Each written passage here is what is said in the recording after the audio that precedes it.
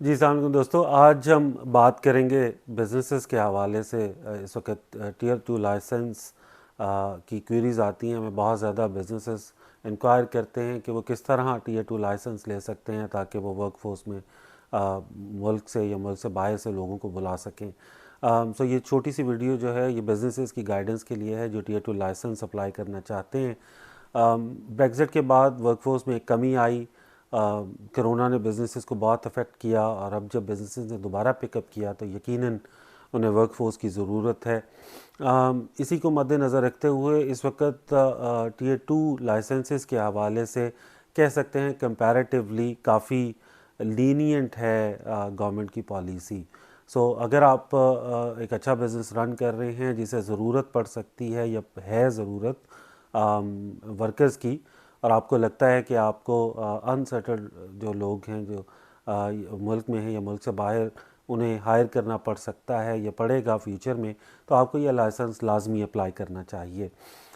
Eligibility के हवाले से अर्ज़ यह है कि एवरी बिज़नेस, जो भी कोई बिज़नेस है जो यूके में काम कर रहा है वो इसे अप्लाई कर सकता है। जनरल रूल तो ये है, फिर उसके अंदर टेक्निकलिटीज़ डिफरेंट आ जाती हैं।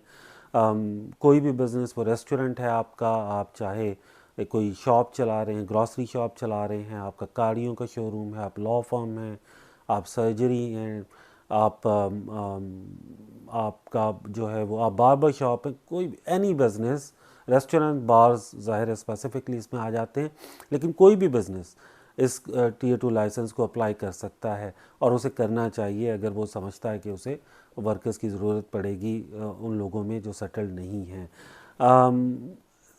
अगर हम रिक्वायरमेंट की बात करें कि बिज़नेस कितना पुराना हो, तो स्पेसिफिकली इस वक्त रिक्वायरमेंट नहीं है स्किल्ड वर्कर वीज़ा के लिए, उसके स्पॉन्सर लाइसेंस के लिए। लेकिन फिर भी आपका बिज़नेस कंसिडरेबल टाइम के लिए रनिंग होना चाहिए। हम नॉर्मली अपने क्लाइंट्स को ये कहते हैं कि आपका बिज़नेस 6 महीने से लेकर साल तक कम से कम पुराना होना चाहिए। फिर उसकी वजह से डॉक्यूमेंटेशंस आसान हो जाती हैं। बिल्कुल न्यू बिज़नेसेस जो होते हैं उनकी डॉक्यूमेंटेशन कम होती है तो चांसेस कम हो जाते हैं। टर्नओवर के हवाले से भी कोई मिनिमम रिक्वायरमेंट नहीं है, लेकिन द मोर द गुड। अगर आपका टर्नओवर अच्छा है तो आपका केस ज़्यादा मजबूत होगा। आपका बिज़नेस जो है वो एक लीगल एंटिटी होना चाहिए, यानी आप रजिस्टर्ड कंपनी हो या आप सेल्फ एम्प्लॉयड रजिस्टर्ड जो sole representative business, sole business proprietor होता है वो हो। हाँ, आपका आपका बिज़नेस प्रेमिसेस होना लाजमी है, आपका बिज़नेस अकाउंट होना लाजमी है, आपको रजिस्टर्ड होना चाहिए गवर्नमेंट के उन अदारों के साथ जहाँ पे आपकी रजिस्ट्रेशन होनी चाहिए। जैसे अगर आप कंपनी हैं तो कंपनीज हाउस के साथ, HMRC के साथ। आप कोई प्रोफेशनल बॉडी अगर हैं आप, जैसे एक लॉ फर्म होती है तो लॉ सोसाइटी के साथ रजिस्ट्रेशन होनी चाहिए, SRA के साथ। इसी तरह हर बिज़नेस जो भी आपकी रिक्वायरमेंट है रजिस्ट्रेशंस की, वो रजिस्ट्रेशंस आपकी लाजमी होनी चाहिए। इसी तरह बहुत आइडियल होगा अगर आपका बिज़नेस VAT रजिस्टर्ड है, क्योंकि ये साबित करता है कि आप एक इस्टेब्लिश बिज़नेस हैं, ग्रोइंग बिज़नेस हैं। फिर इसके साथ ये हमेशा एडवाइजेबल होता है कि आपके पास लोकल जो सेटल्ड एम्प्लॉइज़ हैं वो भी होने चाहिए, ब्रिटिश या सेटल्ड स्टेटस वाले। क्योंकि अगर आप बिल्कुल ही ज़ीरो एम्प्लॉइज़ के साथ लाइसेंस अप्लाई कर रहे हैं इस नीयत से कि आपने सिर्फ जो है वो माइग्रेंट वर्कर को ही रखना है, तो वो भी एक कोई बहुत अच्छा तासुर नहीं है।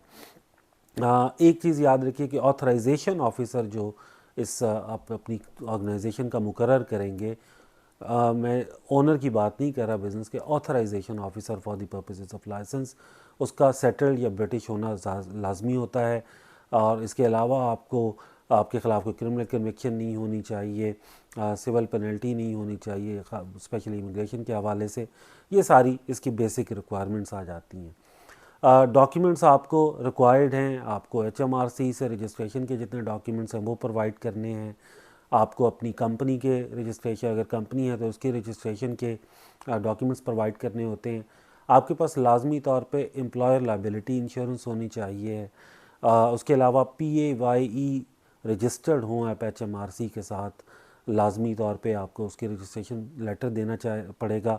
फिर आपका बिज़नेस बैंक अकाउंट होना चाहिए। मिनिमम रिक्वायरमेंट नहीं है कि कितने माह की स्टेटमेंट हो, लेकिन ज़ाहिर है अगर आपकी 6 माह या उससे ज़्यादा की स्टेटमेंट होगी तो वो एक अच्छा तासर छोड़ेगी। आपके एनुअल अकाउंट्स, अगर आपका बिज़नेस इतना पुराना है तो आपके एनुअल अकाउंट्स जो हैं वो बहुत ज़रूरी हैं, लाजमी, ऑडिटेड या unaudited depending on the business. फिर अगर आपकी कोई, जिस तरह मैंने पहले अर्ज़ किया कि गवर्नमेंट रिक्वायरमेंट है आपकी किसी किस्म की रजिस्ट्रेशन की, तो वो आपको रजिस्ट्रेशन, अपनी वो डॉक्यूमेंट्स जो हैं वो भी देने पड़ते हैं। फिर आपको करंट एम्प्लॉइज़ की डिटेल्स देनी पड़ती है कि आपके पास इस वक्त कितने एम्प्लॉइज़ हैं, उनका स्टेटस क्या है, सैलरीज क्या हैं, दिस एंड दैट। याद रखें इस स्टेज के ऊपर आपको किसी पर्सपेक्टिव एम्प्लॉई की डिटेल देना ज़रूरी नहीं होता, लेकिन अगर आपके पास कोई ऐसा एम्प्लॉई है जिसे आप हायर करना चाह रहे हैं और उसके लिए आप टियर 2 लेना चाह रहे हैं, तो फिर बेहतर होगा कि आप उस एम्प्लॉई की डिटेल्स भी रीज़न्स में प्रोवाइड करें कि ये रीज़न्स हैं जिसकी वजह से हम ये टियर 2 लाइसेंस लेना चाह रहे हैं।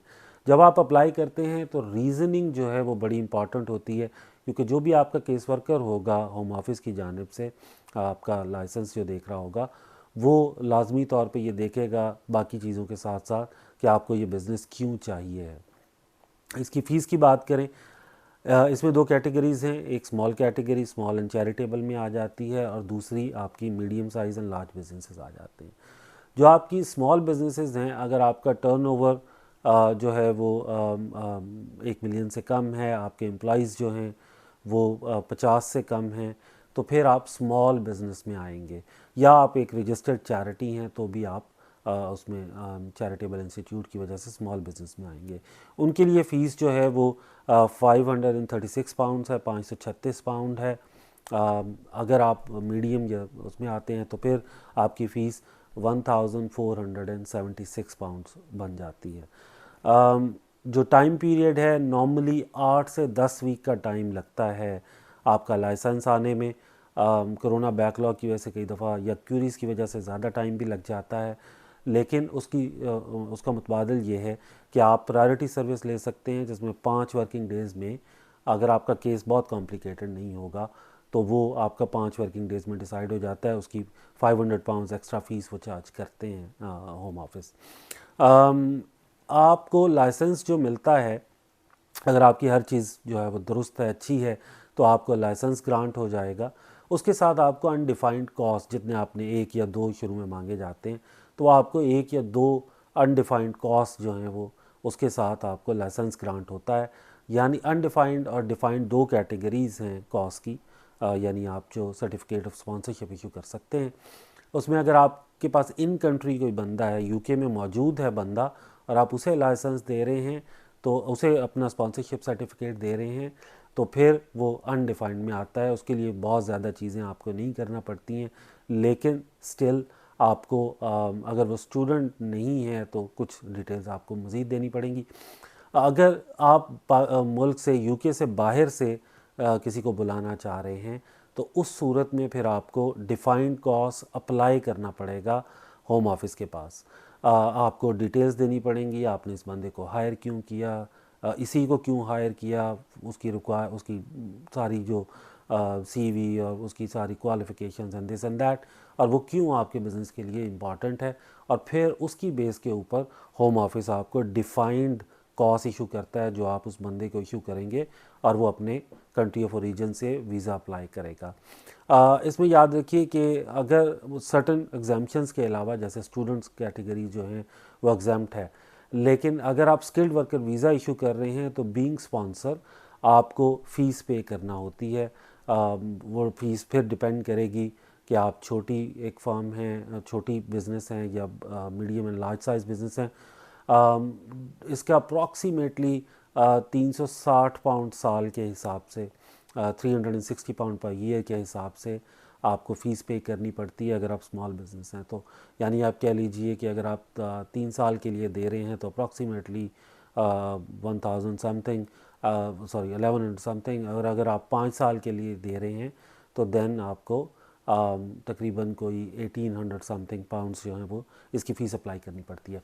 बहरहाल ये मुख्तसर सा था, इसलिए ताकि बिज़नेसेस जो हैं उनको मालूम हो कि टियर 2 लाइसेंस क्या है, कैसे अप्लाई किया जाता है। कोशिश कीजिए इसको किसी अच्छे लीगल रिप्रेजेंटेटिव के थ्रू फाइल करें। अगर आप हमसे चाहें तो हमारी डिटेल स्क्रीन पर मौजूद हैं, आप हमसे कांटेक्ट कर सकते हैं। लेकिन आप ख़ुद भी अगर कॉन्फिडेंट हैं तो ख़ुद भी कर सकते हैं, लेकिन इसमें टेक्निकलिटीज़ इतनी इन्वॉल्व होती हैं कि मशवरा है कि आप किसी माहिर जो लॉयर हैं उनकी मदद लें।